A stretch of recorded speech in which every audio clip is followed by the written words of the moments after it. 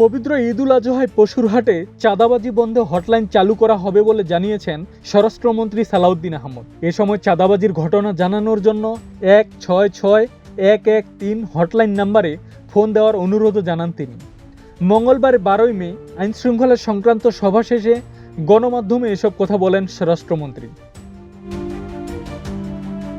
সালাউদ্দিন আহমদ বলেন, দেশের সার্বিক আইনশৃঙ্খলা পরিস্থিতি নিয়ে বৈঠকে আলোচনা হয়েছে।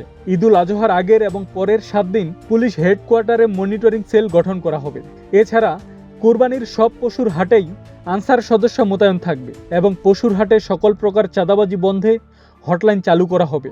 তিনি বলেন, ঈদুল আজহায় নিরাপত্তার দায়িত্বে যারা থাকবেন তাদেরকে নির্দেশ দেওয়া হয়েছে মানুষের নিরাপত্তার জন্য সর্বোচ্চ সতর্ক থাকার।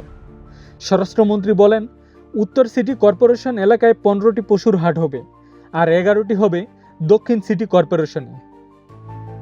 মন্ত্রী আরও বলেন, ঈদের আগে সব গার্মেন্টস শ্রমিকদের বেতন ভাতা পরিশোধ করা হবে।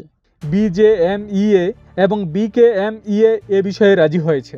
জাতীয় সংসদের বিরোধী দলীয় নেতা ও জামাতে ইসলামীর আমির ডাক্তার শফিকুর রহমান সম্প্রতি দাবি করেন, চাঁদাবাজির কারণে বাজারে পণ্যের দাম বেড়েছে। এ বিষয়ে দৃষ্টি আকর্ষণ করা হলে স্বরাষ্ট্রমন্ত্রী বলেন, চাঁদাবাজি কোথায় বেড়েছে সেই তথ্য পেলে আমরা তাৎক্ষণিক ব্যবস্থা নিতে পারব।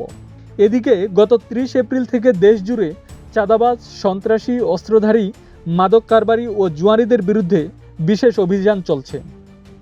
বিশেষ করে মাদক ও অবৈধ অস্ত্রধারীদের গ্রেফতারে জোর দেওয়া হয়েছে।